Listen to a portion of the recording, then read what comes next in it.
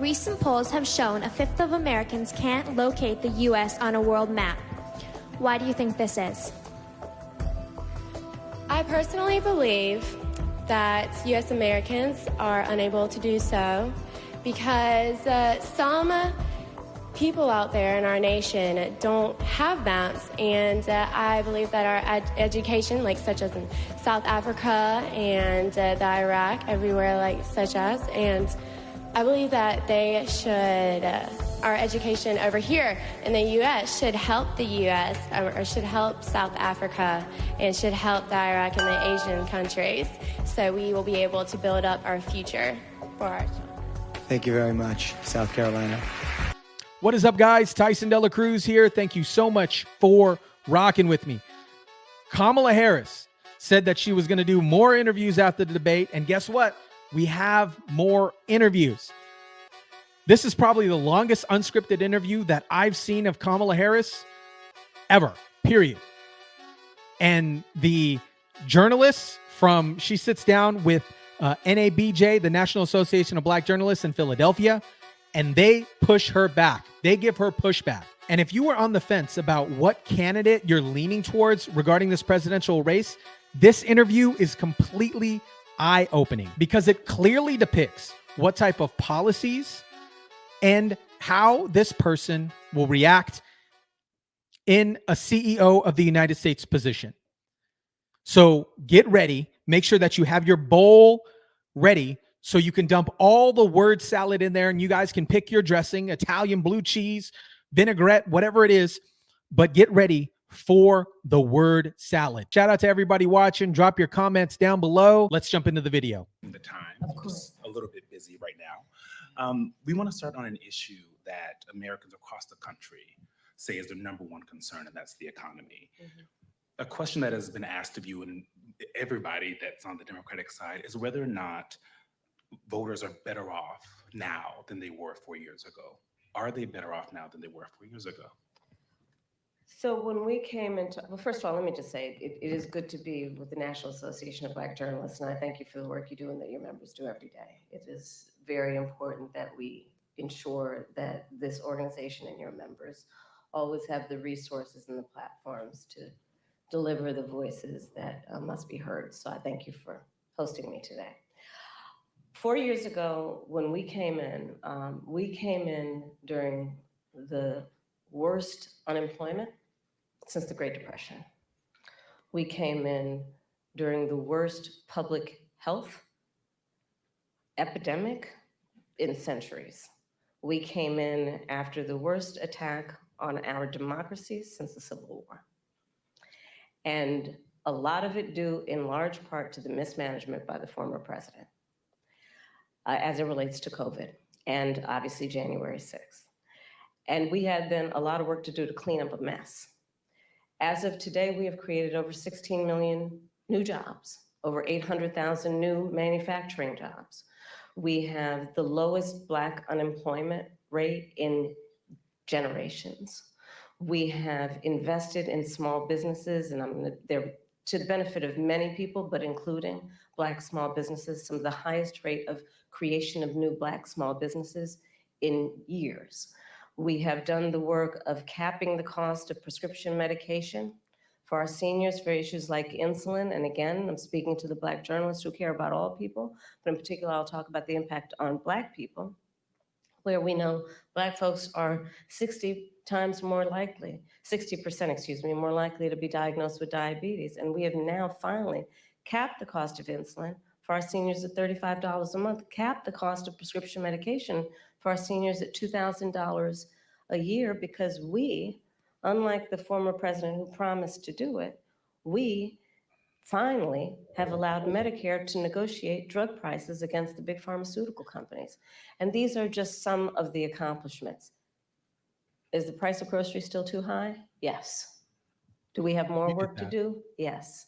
And I will tell you, I do believe that I offer a new generation of leadership for our country that is about, in particular, turning the page on an era that sadly has shown us attempts by some to incite fear, to create division in our country, and to do the work that is about bringing some level of optimism and, dare I say, ambition about what I know is possible in our country.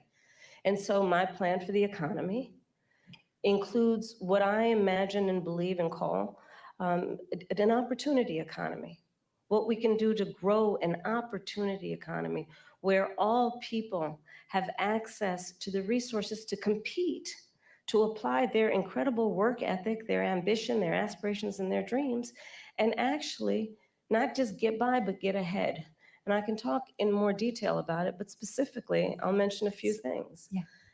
One of the big issues that affects people right now in terms of the economy and their economic well-being is we have a shortage of housing supply. It's too expensive. People can't afford to buy a home. You know, we grew up, our parents, where they had the ability to somehow believe the American dream was attainable. Not so much for younger working people. And I recognize that. So my approach is a new approach, which is to say, let's just take this and deal with it head on. And part of my approach is to say, I'm gonna employ and engage the private sector, in particular home builders with tax credits, to give them the incentive to create new housing, 3 million by the end of my first term, and understanding that not everybody is, you know, handed a silver spoon, but works hard and is trying to save up for a down payment. Part of my plan under my opportunity economy is to give first-time home buyers a $25,000 down payment assistance so they can just get their foot in the door to be able to then engage in what will prove to be their opportunity to build intergenerational wealth. And here's my personal experience coming at that. I grew up a middle-class kid. My mother was hardworking. She raised me and my sister Maya. She saved up. And it was only by the time I was a teenager that she could afford to actually buy her first home. And I know, and I identify with, I know where I come from. Madam Vice And President. I know, but I'm just gonna finish. I know that so many people work so hard and should have the opportunity to just get their foot in the door. Again, so it's not just about getting by, but getting ahead, please. I'd like to ask you more about the opportunity economy. She didn't even answer the question. Housing Yeah. is a part of it, as well as expanding the earned income tax credit, Yes. financial support, as you mentioned, for first-time buyers, Yep. and a $50,000 tax deduction for startups and small businesses. Yes. But I want to talk to you about the squeeze that millions of Americans are also dealing with that impacts their ability to work and make money, and that is childcare and Yeah. elder care. Yeah. And it's a squeeze for millions of Mhm. people. In some parts of the country, it costs more for childcare than for rents. I think That's right. Bloomberg recently reported an average of $33,000 a year. Mhm. So I'm just Mhm. wondering, you mentioned that in your opportunity economy, a child tax credit, but that's just one part of an ecosystem. Right. Please tell us, what plans will you propose to guarantee that families can actually afford childcare and elder care? So to your point, it is sadly the state of affairs in our country that working people often have to decide to either be able to work or be able to afford childcare. Like they can't afford childcare and actually do the work that they want to do because it's too expensive and it doesn't actually level out in terms of the expense versus the income. My plan is that no family, no working family should pay more than 7% of their income in childcare. Because I know that when you talk about the return on that investment, allowing people to work, allowing people to pursue their dreams in terms of how they want to work, where they want to work, benefits us all. It strengthens the entire economy. We saw, for example, during the pandemic, what happened. And it sadly has dissipated as a conversation that we need to resuscitate, which is the number of women that had to leave the workforce because of a lack of childcare and home health care. And so many of our families, and in particular women, end up carrying the responsibility. Men do too, of course. What we call people who are in the sandwich generation. Exactly. Who have young children and are also taking care of their parents. And it is just absolutely too expensive for them to be able to work and do that.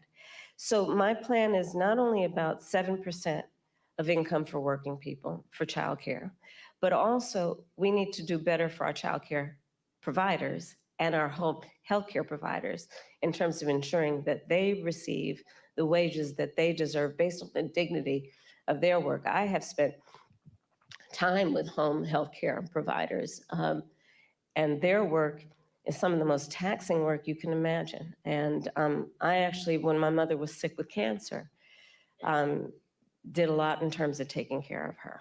And the work that is about taking care of a loved one, in particular an elder, is extraordinarily heavy in terms of the emotional toll, the time it takes. And we do it because that is what we do. But not everyone has the ability to take time from work to do it, and they need help. And we need to make sure we have home health care workers that can help them. But I want to also get back to the earlier point that you made about extending the child tax credit. So part of my new approach is we need to expand the child tax credit.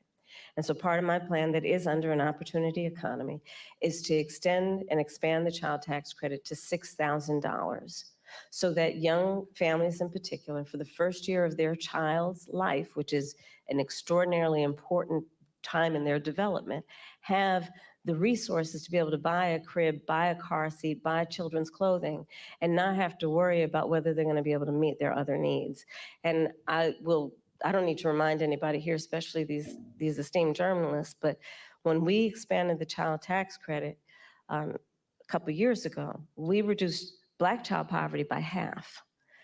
And so again, if you talk about the benefit, and if you think about the benefit to the economy overall, it strengthens our economy to do things like pay attention to affordable childcare, affordable home health care, and extending the child tax credit.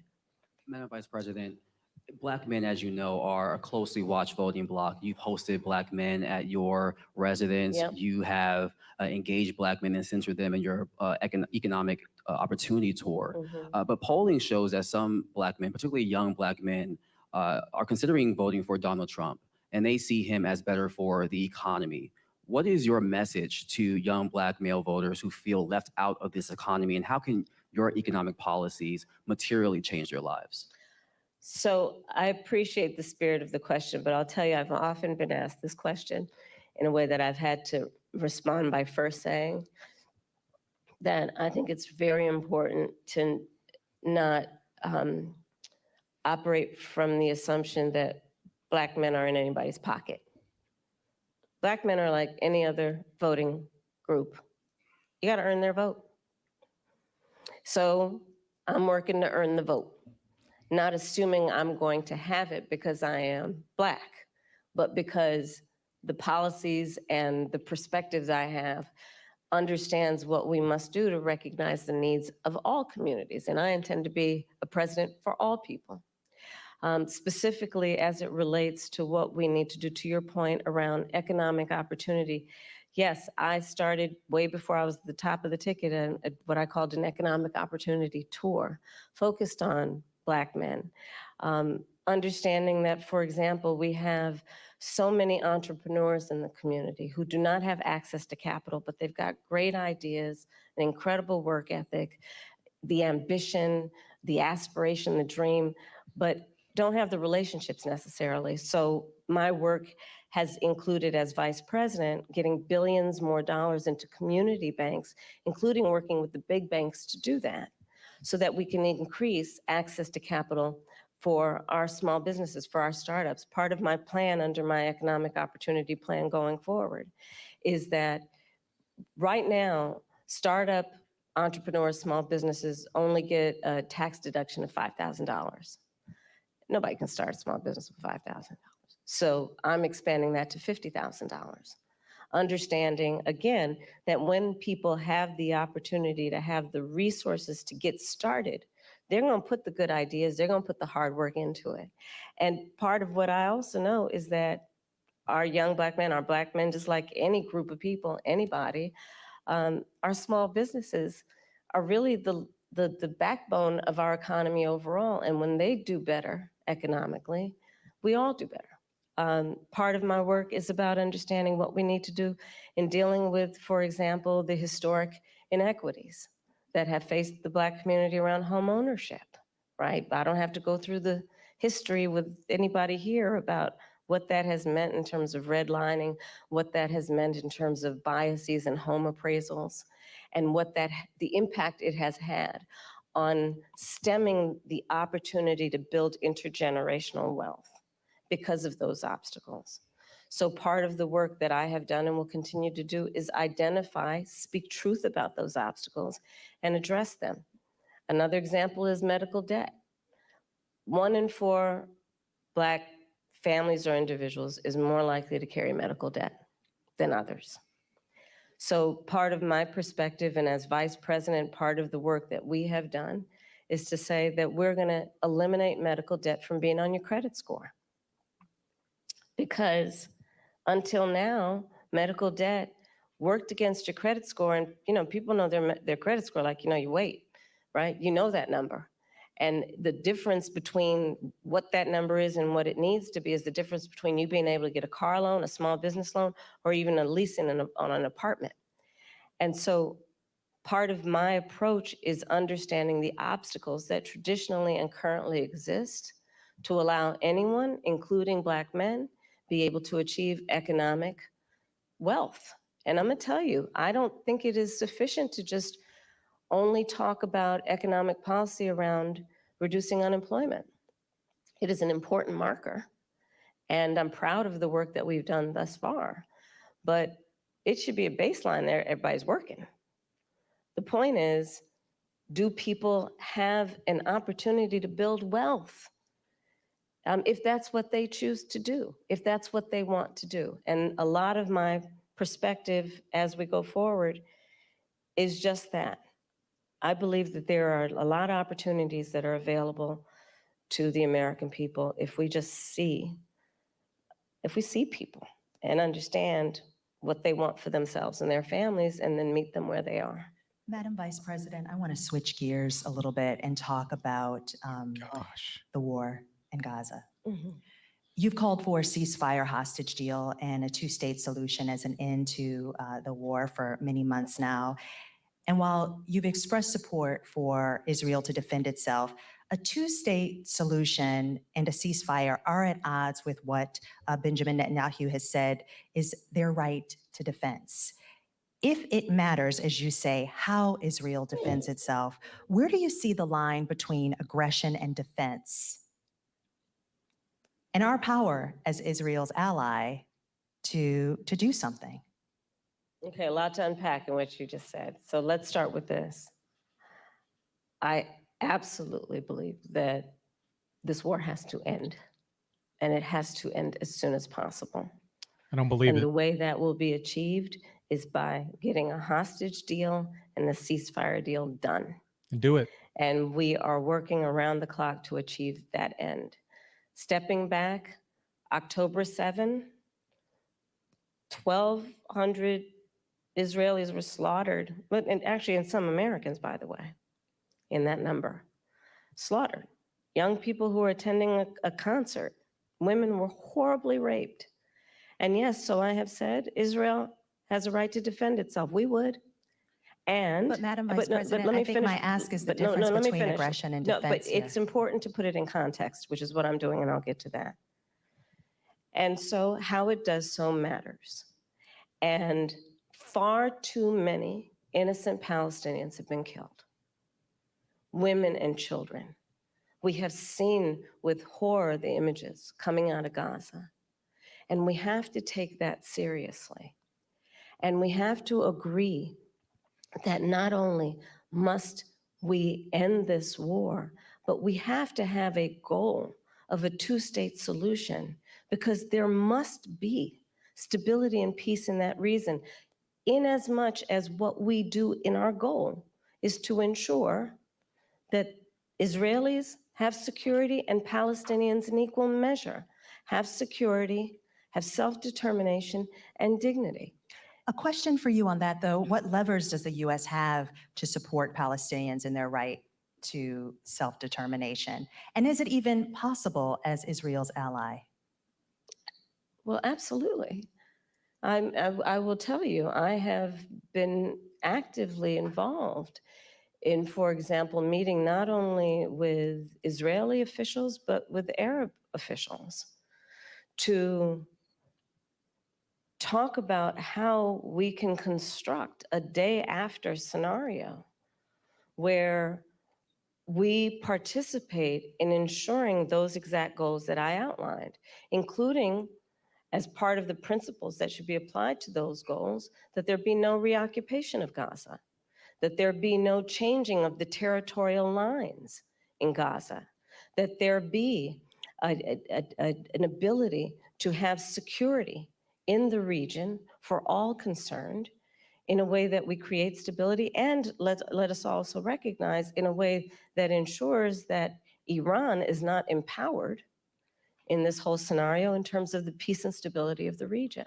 But absolutely, the United States of America absolutely has a role, which is why we have been active, in particular with the Qataris and the Egyptians, around attempting to get a deal done and get it done as quickly as possible. But Madam Vice President, just to follow up really quickly, is there a specific policy change that you, as President of the United States, would say you would do that would help this along? Because you've gotten a lot of credit for emphasizing the humanity of Palestinians. But what I often hear from folks is that there's no policy change that either you or President Biden have gone and said they would do. Is there a specific policy change as president that you would do in our helping of Israel? We need to get this deal done, and we need to get it done immediately. And that is my position, and that is my policy.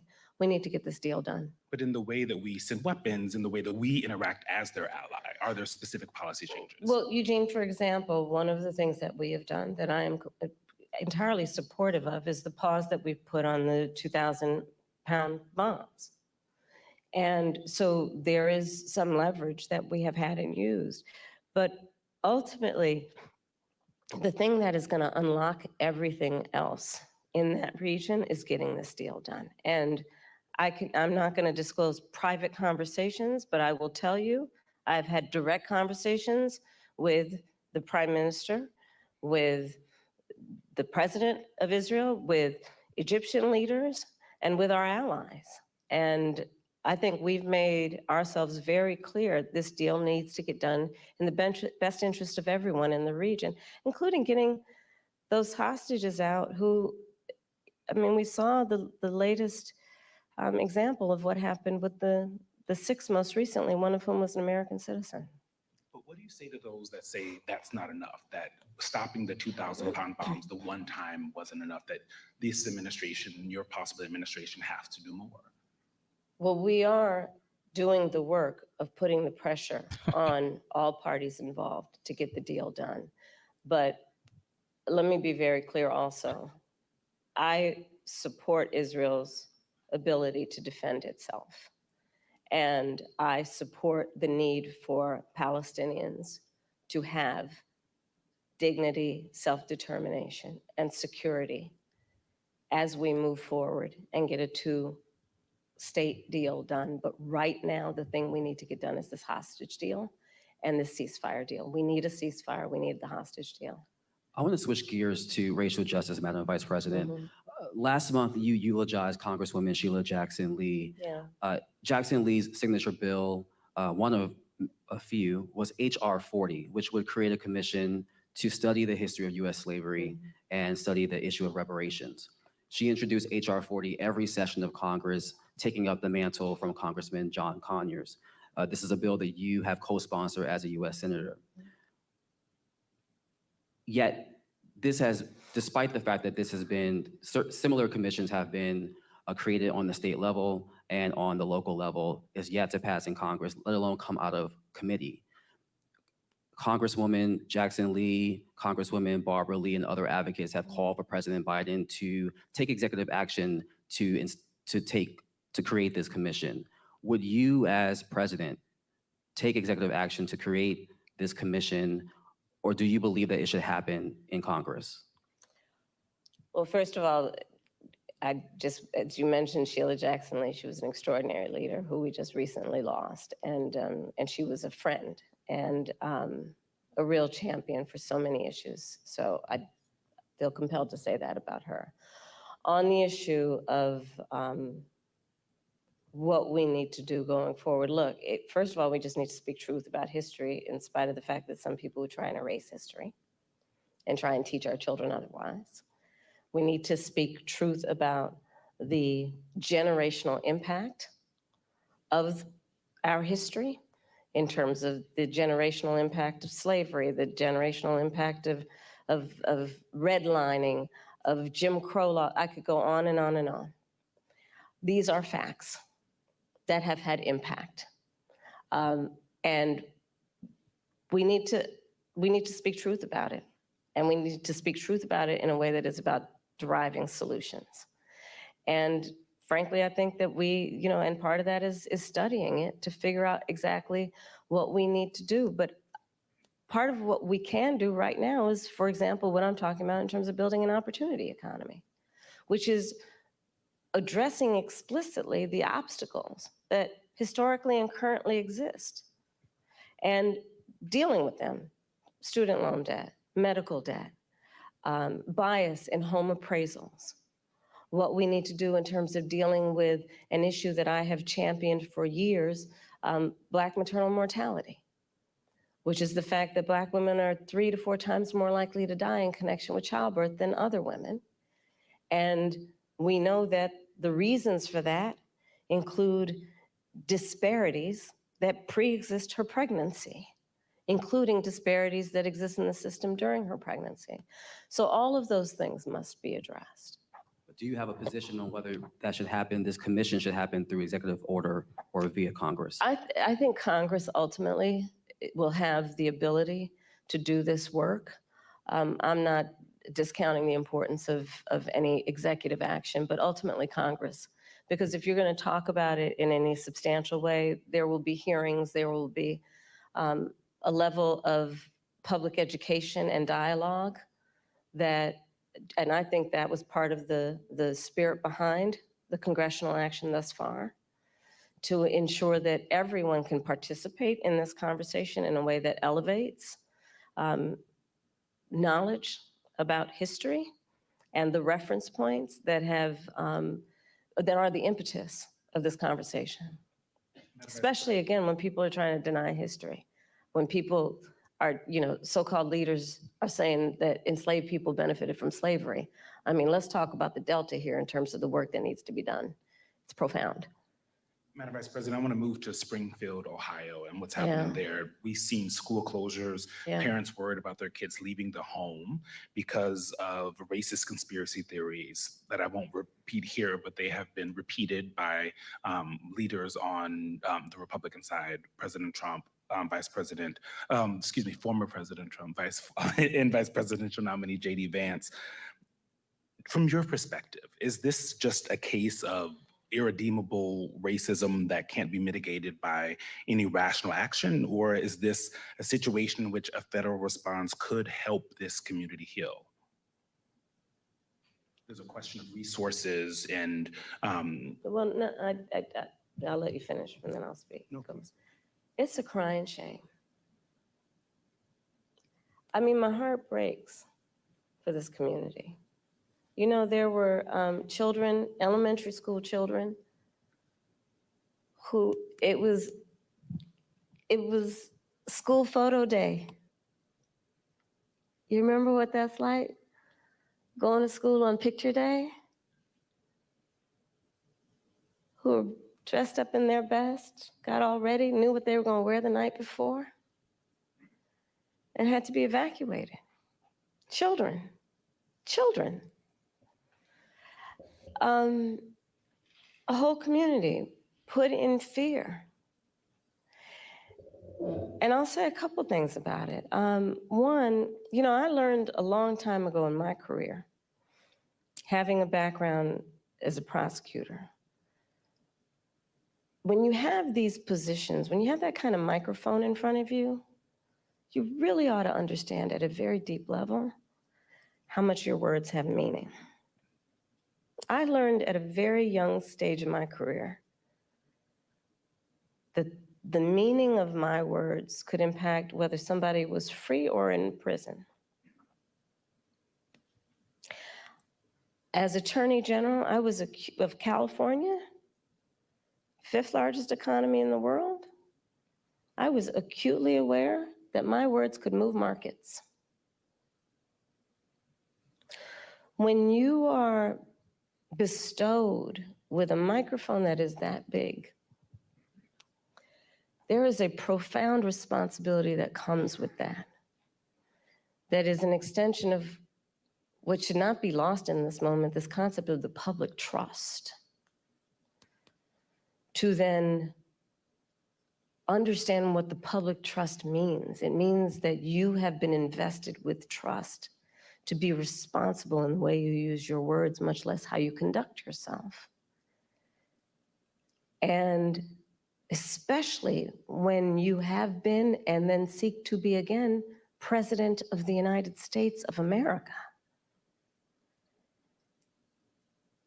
And so I go back to, it's a crying shame, literally. What's happening to those families, those children in that community, not to mention what is happening in terms of, look, you say you care about law enforcement resources being put into this because of these serious threats that are being issued against a community that is living a productive, good life before this happened. And spewing lies that are grounded in tropes that are age old. And look, I said it not very far from here the other day at the debate. This is not new. This is not new in terms of these tropes. This is not new in terms of where it's coming from. And, you know, whether it is refusing to rent to people, rent to Black families, whether it is taking out a full-page ad in the New York Times against 5 innocent Black and Latino teenagers, the Central Park 5, calling for their execution, whether it is referring to the first Black president of the United States with a lie, birther lies. And look, the American people deserve, and I do believe want better than this. I do believe that. I know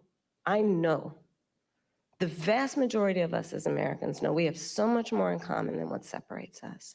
I know that. I know that regardless of someone's background, their race, their gender, their geographic location, I know that people are deeply troubled by what is happening to that community in Springfield, Ohio. And it's got to stop. And we've got to say that you cannot be entrusted with standing behind the seal of the President of the United States of America, engaging in that hateful rhetoric that, as usual, is designed to divide us as a country, is designed to have people pointing fingers at each other. It's designed to do that. And I think most people in our country, regardless of their race, are starting to see through this nonsense and to say, you know what, let's turn the page on this. This is exhausting and it's harmful and it's hateful and grounded in some age-old stuff that we should not have the tolerance for. So let's turn the page and chart a new way forward and say, you can't have that microphone again. Madam Vice President, I'm switching gears again. Okay. Quick question. I want to talk to you about gun control. So you've said you support an assault weapons ban and universal background checks, and we actually learned during the debate that you are a gun owner. Mm-hmm. But in cities like Philadelphia, handguns are responsible for most homicides and violent crime. The most recent FBI data shows handguns were involved in 59% of murders in our country. How will you address the issue of the use of handguns? Because a push for an assault weapons ban only addresses a significant but small part of the problem. So, first of all, yes, I am a gun owner, and Tim Walz is a gun owner, and we're not trying to take anybody's guns away from them. But we do need an assault weapons ban. Assault weapons are designed to kill a lot of human beings quickly, Yes, and an have assault no weapons place, ban, and have yes. no place, I'm gonna get to it, Yes. and have no place on the streets of a civil society. We need universal background checks, which, to your point about handguns, is about saying that it is just reasonable to want reasonable gun safety laws that say we should do background checks that we ought to know. It's just reasonable. You might want to know before someone can buy a lethal weapon if they've been found by a court to be a danger to themselves or others. You might just want to know. And respectfully, we do understand that. But you're asking Yes. about. I'm you're asking asking specifically about handguns, because many of those handguns aren't universal purchased in background places. checks Yes, apply to handguns. yes. They do. But in And many instances, those handguns aren't even bought lawfully. Yes. Which is why I also have been very adamant for years. In fact, I myself protested at a gun show probably 10, 15 years ago about the gun show loophole and why we need to close that. Because what ends up happening is that gun shows at flea markets, gun dealers are not, under existing law in the past, required to register their sales. And so you are exactly right that a lot of homicides, for example, a good number of them, I don't have the statistic in front of my mind, are committed with illegally purchased guns. And that's why we need to address each entry point in the issue, including universal background checks, closing the gun show loophole, and what we need to do as a general matter to focus not only on reaction to crime, but prevention of crime. So you're raising a very important issue that has many facets, including what we need to do in terms of reasonable gun safety laws and what we need to do around crime prevention, what we need to do around crime deterrence. But listen, I have personally prosecuted homicide cases. I have held the hands of mothers who have come to me crying, who have said, I only want to talk to Kamala, because they knew when they sat down, I would treat them with the dignity and respect that they were entitled and due about the loss of their child, often their son, to gun violence and the need to take it seriously. And we must take it seriously in every way, understanding it's not just about a soundbite. It's about a comprehensive approach that deals with the tragedy of, to your point, everyday gun violence in America. It's real. It has had a profound impact in terms of trauma that for the most part has gone undiagnosed and untreated. The trauma that exists in communities around the violence of losing their children, losing a brother, losing a father, an uncle. All of that must be addressed, and we have to have a holistic response to it. Are there things we haven't thought about yet? Because every time we bring up this issue of gun violence, universal background checks comes up and a ban on assault weapons. Are there other solutions that you're also thinking about that will get at this issue? Absolutely. For example, part of what we did as vice president and with the president, we were able to pass the first meaningful gun safety legislation in 30 years. And part of what that involved was millions and millions of dollars to put more mental health counselors in public schools, right? Because we know that there is an aspect of this that is about treating the trauma and dealing with it at its source before it ends up manifesting itself in a problem. There is the work that we need to do that is about putting resources into communities around violence prevention. I've been a big advocate of that for years, which includes what we need to do around putting resources into community-based intervention that is not just requiring on the good people in the community to volunteer to do the intervention, but actually paying people to do it because it's a full-time job. It's about understanding what we need to do to, again, understand that, to your point, we have to have a holistic response to this issue and prioritize it instead of reacting to the tragedy that sadly they are too predictable. Let's all agree, enough of that. There are very few solutions that we haven't thought of. We need to put the resources into them. Madam Vice President, we want to move to the topic of reproductive access, something that you have worked in leading on both for the administration, Democrats, and now the top of the ticket. You've said that as president, you would want to codify Roe. If it came to your desk, you would sign a bill that did that.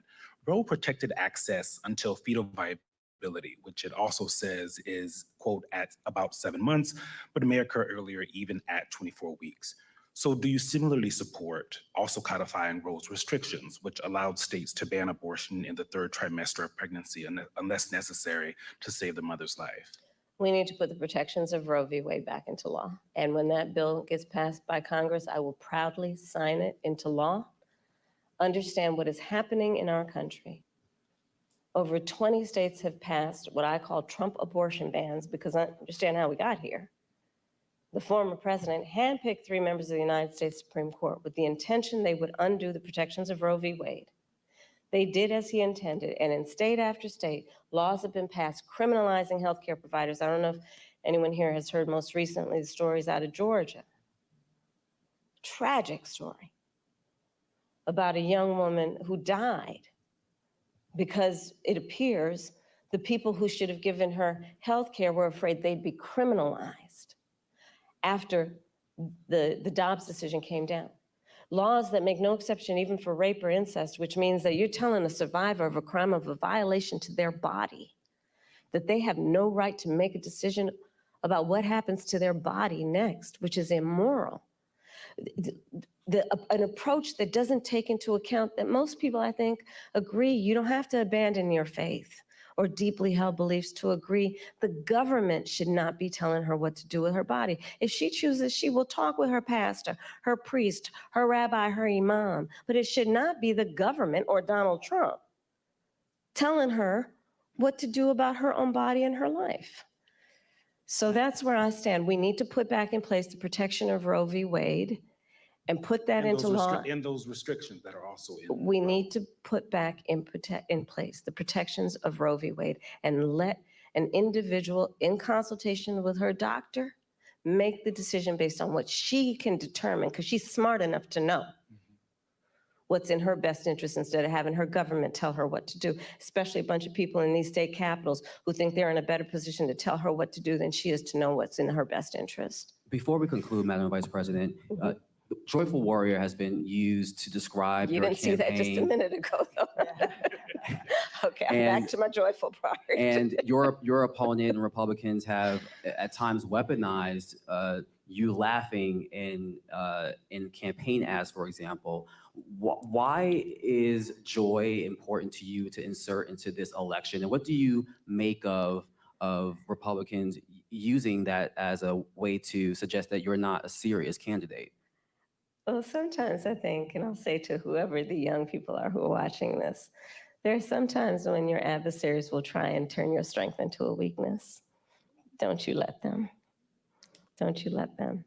I find joy in the American people. I find joy and optimism in what I see to be our future and our ability to invest in it. I find joy in the ambition of the people. I find joy in the dreams of the people. I find joy in building community. I find joy in building coalitions.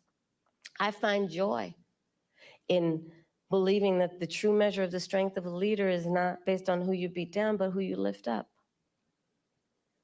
And I think we should all find joy and have a sense of optimism about who we are as Americans and what we mean to each other and what we can do to lift each other up. Madam Vice President, President Biden spoke to former President Trump after the attempt on his life this weekend. Have you spoken to him? I have.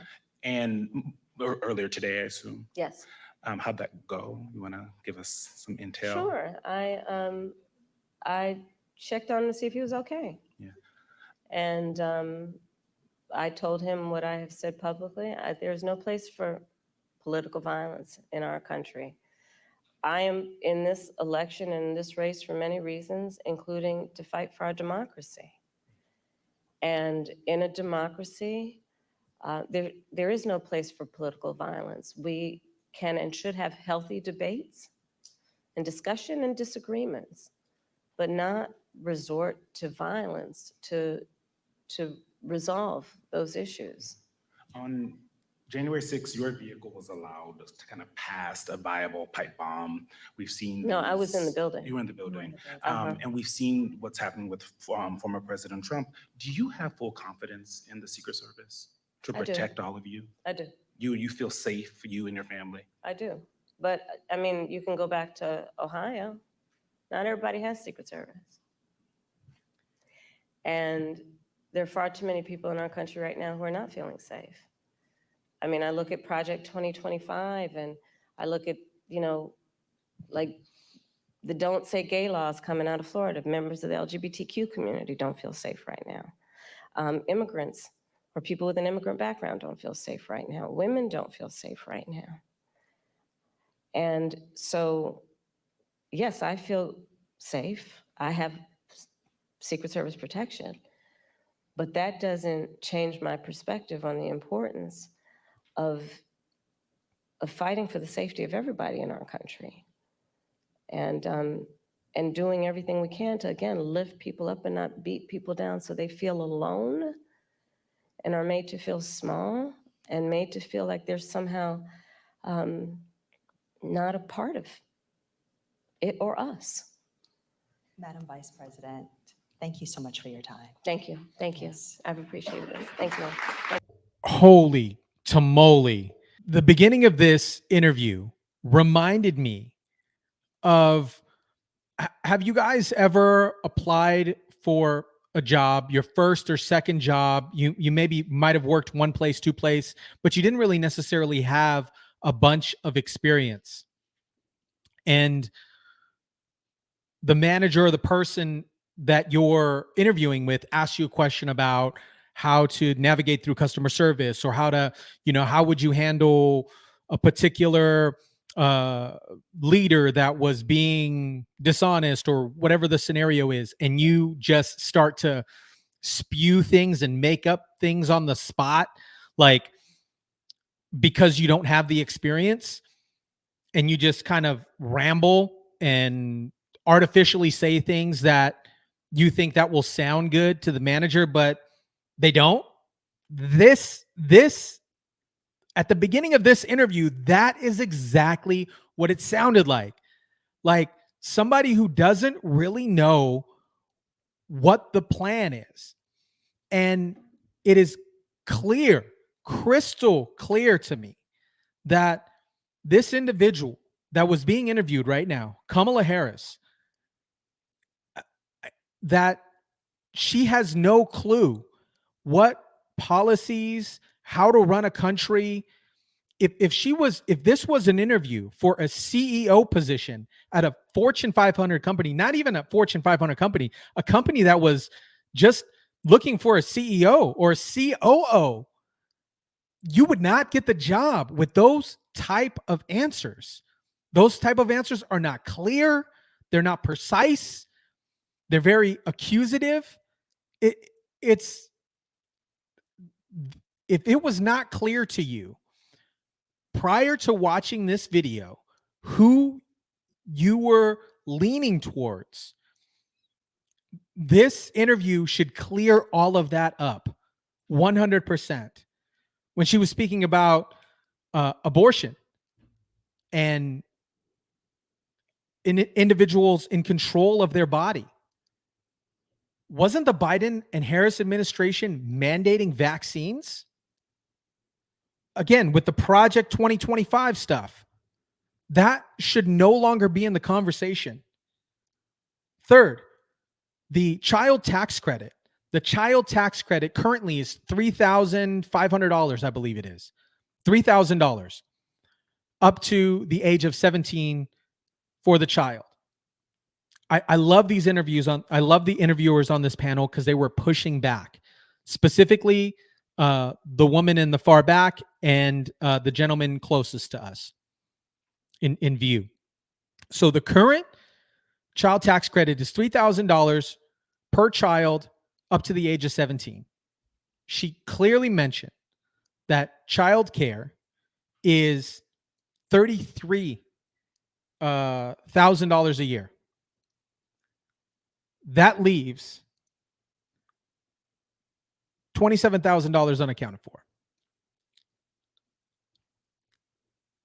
She didn't answer any questions. She goes into these stories, and I love the pushback on these interviewers. Let me know what you guys thought about this, because this honestly, this interview, this video should be seen by everybody. This gives you a clear depiction, not regarding race, color, creed, gender, anything like that. It's not this. The election is not about race, gender, creed, color, anything like that. It is about who is best to run the country. And this should be shared with everybody, because this gives you a clear depiction of what lack of policies this individual has. Her talking points are always on cue because she understands her talking points. And I feel, me personally, I feel this person, Kamala Harris, maybe she doesn't even want to be president. She was inserted. She was inserted as a candidate, as a presidential nominee. And she probably doesn't want the job because she's not acting like she wants the job. And she's just doing what her handlers are telling her to do. I don't know. Correct me if I'm wrong. Drop it in the comments. Let me know if you think I'm wrong. Let me know if you think I'm right. But this interview is a clear depiction of what a president should not be. Let me know what you guys think. Drop it in the comments down below. Smash the like button, share, subscribe, and as always, I'll catch you on the next one.